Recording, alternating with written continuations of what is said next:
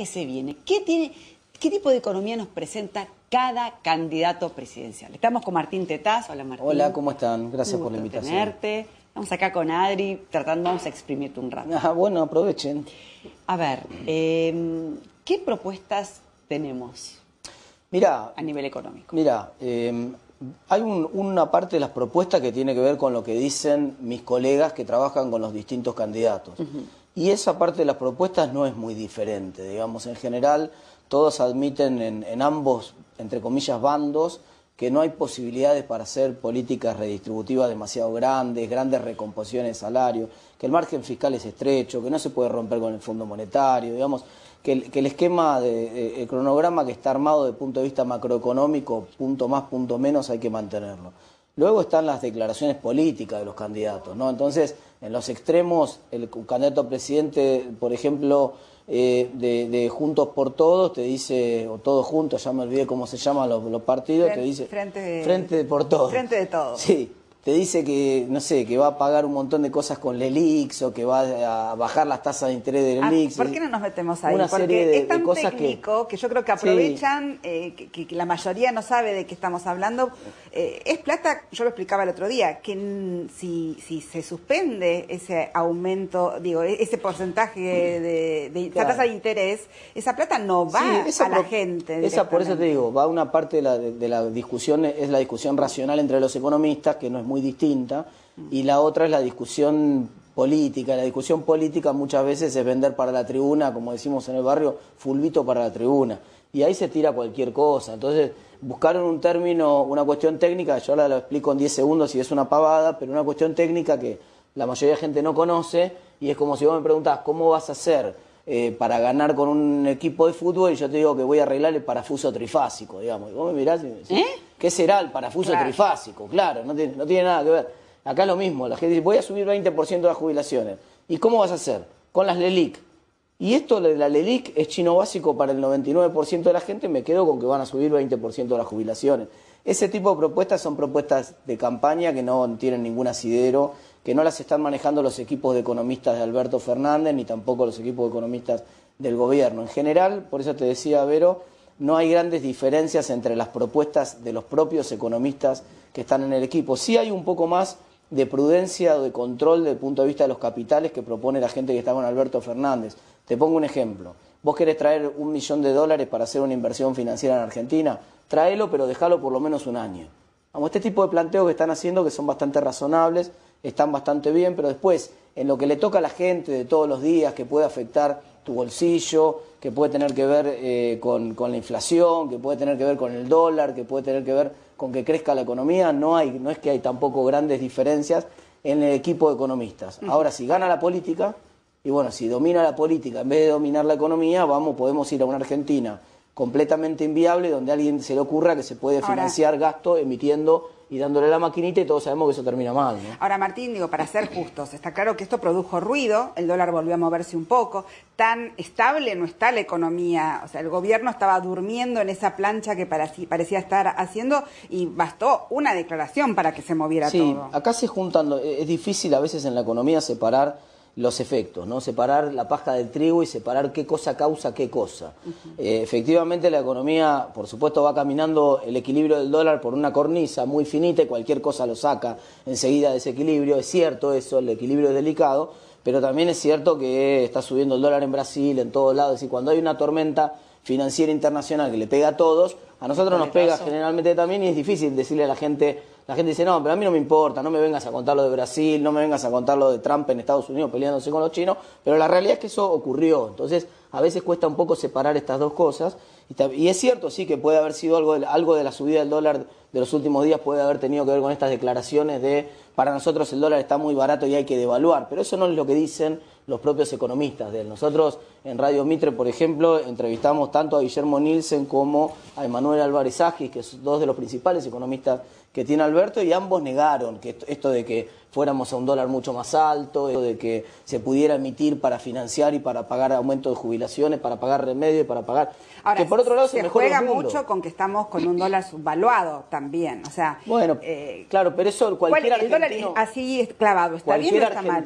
Esto es casi un insulto a la inteligencia de los argentinos, ¿no? Porque Digamos, vos tenés la sensación de que cobrás mucho en dólares. ¿Te da esa sensación? No. ¿A vos te da la sensación de que el dólar hoy está muy accesible y te podés decir, vos ahora vienen las vacaciones, ¿estás pensando ya Miami o estás pensando más bien San Clemente? San Clemente. Bueno, es decir, en la casa de cada uno, este no es un momento de 1 a 1, de dólar barato, de DM2, no tiene nada que ver con los 90, ni tiene nada que ver con la previa al cepo, ni tiene nada que ver con el 2017. Que también fue bajo este gobierno, que sí estaba barato el dólar en el 2017, cuando salía 18, 19 pesos el dólar. Pero Martín, la gente que como nos está viendo, como yo, te pregunta, ni siquiera yo te digo de pensar en las vacaciones, te digo de seguir viviendo y seguir manteniendo el estándar de vida que uno tenía y que ha tenido en los últimos 10 años, 15 años.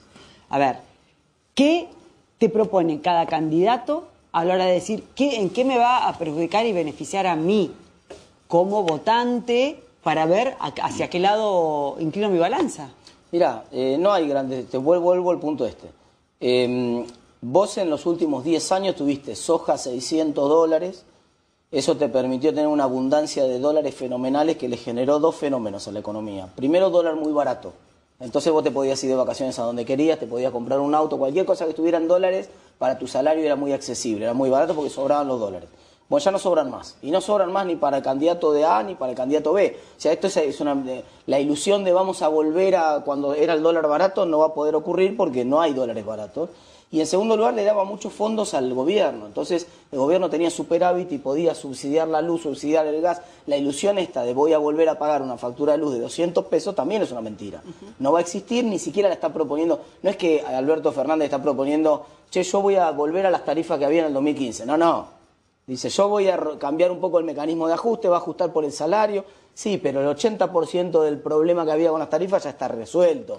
No es que vienen y te dicen, bueno, está bien, hiciste todo mal, entonces voy a volver a la tarifa del 2015. No. Eso no va a ocurrir tampoco. Ahora, Martín, Fondo Monetario Internacional, gane quien gane, va a haber que pagar un montón de guita el año que viene y los otros 5 años. No, justamente ahí hay un punto interesante. La mayoría de los vencimientos del Fondo Monetario no están el año que viene ni el otro. Están recién en el 2021-2022. Está bien, yo decía o sea, próximos 5 años. En el 2022-2023 te quiero decir. Entonces, te quedan 2 años de changüí para arrancar. Para arrancar y para ordenarte y para que el costo del financiamiento para Argentina sea más barato y vos puedas volver a los mercados financieros y no tengas ningún problema. Si fracasan esos 2 años, vas a tener que renegociar con el Fondo Monetario para que te extiendan los plazos para devolverle ese dinero. Por el problema de siempre, el fondo está muy jugado, más jugado que Argentina porque tiene la mitad de su plata puesta en Argentina, imagínate.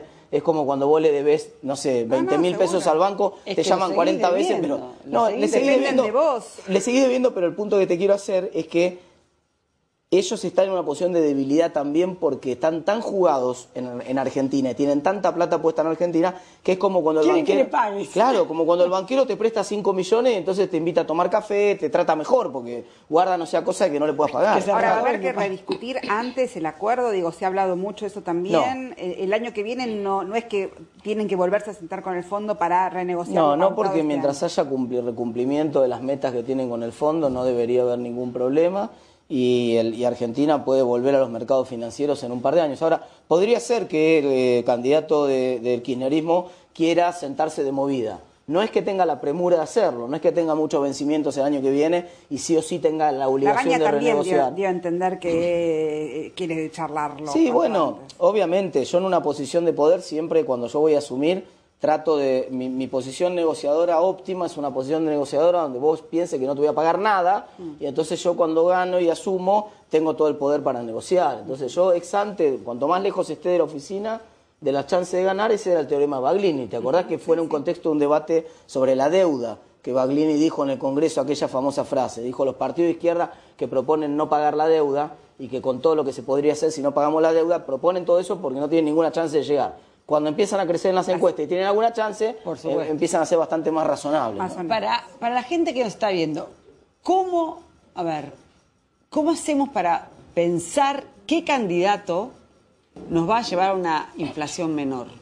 Mirá, si vos mirás en el mundo... Díganos, ¿cómo hacer para poder discernir objetivamente? Sí, mirá, si vos mirás en el mundo... Todos los países del mundo resolvieron el problema de inflación. Quedan 10 países en el mundo con inflación. Quiero decir, 10 países. No es que la inflación es un problema en todo el mundo y todos los países de América Latina... se puede solucionar. Se puede solucionar y sabemos cómo hacerlo. Y la verdad que una vez que la economía ya desde el mes de octubre, mirá lo que costó.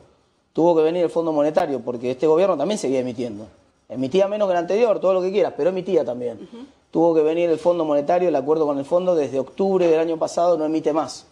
Porque nosotros cortamos la máquina de generar inflación, la cortamos, pero sigue habiendo inercia. Bueno, porque acá la genera el dólar. No, bueno, pero el dólar se aumenta también porque hay muchos pesos en la economía. Si no los hubiera, no tiene margen para aumentar. Entonces, acá lo que hay también es una inercia. Si vos mirás en realidad, Adriana, los últimos 6, 7 meses desde que se cortó la emisión monetaria, el dólar es lo que menos subió en Argentina.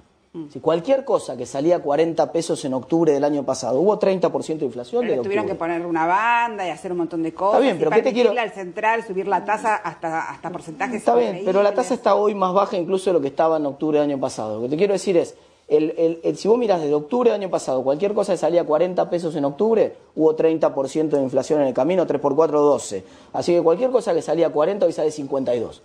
El dólar mínimo, por eso te digo. Mínimo, Martín. Por eso te digo, menos el dólar. El dólar está en comparación en estos 6 meses, es lo que menos aumentó. Ese es el argumento de los que te dicen el dólar está barato, porque el dólar no aumentó tanto en todo este periodo. Entonces, ¿qué te quiero decir? Nosotros ya cortamos la máquina que genera la inflación nueva. Ahora hay un proceso de desinflación que tiene que ver con la inercia. Yo iba a 200 a Mar del Plata. Me advierten que me voy a chocar contra una curva y yo entonces levanto la pata del acelerador. Pero el auto no va a frenar automáticamente cuando yo ni que me paren el freno, frena. Quiero decir, si yo me paro en el freno, todos sabemos que el auto tarda 150, 200 metros en frenar. Imagínate una economía que viene a una velocidad, porque la inflación es la velocidad de los precios. Y acá me meto con esto que nos pasa cíclicamente a la Argentina y que repetimos, y a veces hasta repetimos posibles soluciones para los mismos problemas. Y algo que vos habías escrito en este libro, ya tiene unos añitos, Neurociencia para Presidentes, que tiene que ver con la posibilidad que tienen. Ese es un libro editado, digamos, por Diego Golombek. Sí, y Nora Bar. Sí, que donde me tocó escribir un capítulo. Que tienen que tener de economía en la cabeza los presidentes, ¿no? Y la posibilidad que se tienen de cambiar justamente costumbres adquiridas, mal adquiridas de los argentinos para mejorar la economía. Sí, porque la gente toma decisiones sobre la base de representaciones mentales de la realidad, que no necesariamente son la realidad. Te pongo un ejemplo muy simple. En el año 2003 la economía se recuperó fuertemente, todos sabemos la historia, creció 8,8% de la mano del consumo. El consumo fue la variable que lideró la recuperación de la economía en el año 2003. Sin embargo, los salarios reales, también sabemos la historia, estaban destruidos porque había habido una devaluación brutal en el 2002, 25% abajo de los salarios reales, mucho, el triple que ahora, digamos. Había 21% de desempleo, altísimo desempleo, pobreza 55%, y sin embargo voló el consumo.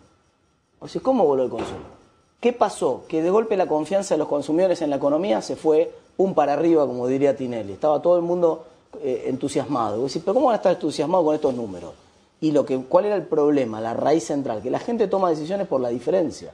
El dólar que parecía caro cuando se había devaluado y empezó a bajar de golpe. Lo mismo que pasaría ahora. Si mañana empieza a bajar el dólar, la gente empieza a entusiasmarse. O sea que la palabra clave es confianza. La que abre todas las puertas es confianza. Y la clave es cómo se construye. Exactamente, la clave es la confianza. Y el punto que quiero hacer es que la confianza no se construye por el nivel de las variables, sino por el recorrido, por el cambio. Entonces, nos angustiamos porque sube 2 pesos el dólar, ¿no? Entonces nos estamos todos preocupados. Pero yo te acabo de dar el dato duro que tendría que hacer que vos no estés preocupada. Te estoy diciendo que desde octubre para acá es lo que menos subió. No estamos emitiendo. De hecho, no estamos emitiendo y el dólar es lo que menos subió mucho menos que cualquier otra cosa. En realidad el dólar no está caro para nada en la comparación con octubre. ¿Me explico? Sí. Entonces, claro, pero vos me decís, no, sí, pero eso que vos me decís yo me pongo nervioso igual porque se movió 2 pesos. Quiere decir que la gente reacciona al cambio en la variable y no al nivel de la variable. Y ese es un punto importante para tomar decisiones. Porque si ahora el dólar baja 3 o 4 pesos, aunque está el doble de caro de lo que estaba el año pasado, la gente de golpe siente que la economía puede andar, puede recuperarse, consume, se anima a invertir, toma decisiones y la economía arranca. Incluso cuando hoy está mucho peor la situación de lo que estaba el año pasado en términos de dólar. ¿Me explico? Sí. Lo que pasa es que hay algo que es clave. Confianza. Confianza va de mano de alguien que te diga que tiene credibilidad para vos. Claro. Si a mí me confunden y un candidato dice una cosa, otro dice que no es así, y la gente que realmente sabe no sale a hablar, es muy complejo. Bueno, pero el problema... Más en un lenguaje simétrico que podemos entender todos, no solamente los economistas. Claro, pero el problema esto es interesante porque esto no pasa en otro país. Es decir, es absolutamente normal que en otro país hay un periodo electoral y cada uno tenga su plataforma diferente, sus distancias, pero la gente no tiene la menor duda de cuánto va a salir el dólar en Suecia la semana que viene, gane quien gane, ni tiene la menor duda de cuánto va a ser su salario, gane quien gane, ni tiene la menor duda... Es decir, las grandes variables que definen tu tranquilidad con la economía, tus decisiones que te ordenan tu vida, para decirlo de alguna manera, o te la desordenan, para decirlo de otra manera, no dependen de que gane fulano o gane mengano. Sí, puede ser que se vayan deteriorando progresivamente. Acá puede pasar acá la sensación de la gente es que en diciembre esto puede ser así o así, ¿no? Y entonces... ¿Qué tiene que tener en la cabeza un ganador, ¿no? Sea quien sea, y presidente él, para arrancar? La agenda, ¿con qué empieza en términos económicos? ¿Qué repasa? ¿Qué cambia? Mira, bueno, está muy bien. Yo creo que, por esto que decía Vero recién, hay que transmitir la sensación de que hay un cambio en el régimen económico que hace que las reglas de juego cambiaron y esperemos otra cosa distinta hacia adelante. Digamos, eso gane quien gane. En cualquier circunstancia... Que vamos a estar mejor lo tiene que por cualquier supuesto, candidato... Está bien, pero vamos a poner la enorme diferencia. Yo soy Alberto Fernández, la gente espera un cambio de, no digo 180 grados, pero la gente espera un cambio respecto de Macri. Para Macri es un poco más difícil, porque si Macri sigue, tiene que generar la sensación de que igual va a haber un cambio dentro de su propio gobierno, para generar esta expectativa, este cambio de expectativa que decían ustedes. Digo yo, aunque yo me sienta muy bien físicamente, si quiero mostrar un cambio, por lo menos me baño, me cambio la camisa y me peino distinto, ¿no? Entonces voy a decir, bueno, cambió. Tiene que generar alguna expectativa por ese lado. ¿Y cómo se la genera expectativa por ese lado? Bueno, tendrá mucho que ver con el gabinete que anuncie, tendrá mucho que ver con el nuevo programa económico que anuncie, porque muchos dicen, y yo estoy de acuerdo con eso, el plan económico del gobierno, desde el punto de vista monetario, hay un montón de cosas del plan que parecen más bien un plan diseñado para llegar. Algunos le pusieron incluso en broma el plan llegar, ¿no? Sí. Entonces decía llegar a las PASO. Claro, entonces uno dice, bueno, a ver, está bien, barajemos y demos de nuevo, a ver cómo va a ser entonces... Ahora, ¿cuál va a ser tu plan para los próximos 4 años? Ahora que ya hay certeza, por ejemplo, buena parte de la presión cambiaria es por el riesgo que hay. El riesgo país que tiene Argentina, casi 300 puntos de esos 800 riesgo país, es riesgo político. Presumiblemente ya no va a estar el año que viene. Entonces, bueno, ¿cómo se va a barajar y dar de nuevo? Va a estar en 700 y pico, va a estar en 400 Debería y pico. estar un poco más bajo. Entonces, ¿cómo se baraja y se da de nuevo en ese escenario donde ya no hay tantas dudas, no va a haber tanta presión sobre el dólar, no va a haber tanta presión sobre el riesgo argentino? ¿Y el dólar en el verano, gane quien gane, cuánto? Como mucho que 50, 47. Mira, este es un punto muy interesante, porque después hay gente que se olvida que estamos en una economía inflacionaria, ¿no? Entonces, cuando vos estás en una economía con inflación, lo normal es que cualquier precio acompañe a la inflación. Entonces, si vos en los próximos 12 meses del año tenés 30% de inflación, lo que hoy vale 45 tiene que valer más o menos 58 el año que viene, dentro de 12 meses, ¿me entendés? Y debería ir acompañando. Todos sabemos que no es lineal, que no va todos los meses, que a veces durante 3, 4 meses no aumenta el dólar y después de golpe salta y acompaña. Baja, exactamente. Sí. Suele pasar eso, pero por eso yo no sé exactamente cuánto va a estar el dólar en enero o en febrero. Lo que sé es que lo que sé es que en general, claro, que no se puede saber. Vos sabés que está bueno lo que dijiste, porque hay gente que se cree eso.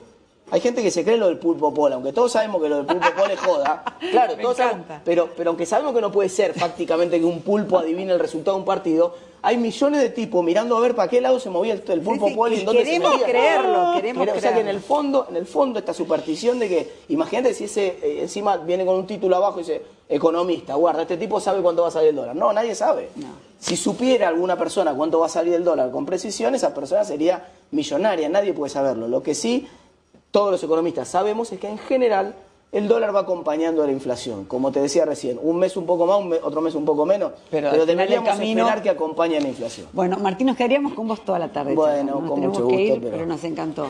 Bueno, muchas gracias. Ojalá todos nos explicaran así, ¿no? Sería un poquito más claro todo. Bueno. Gracias, Martín.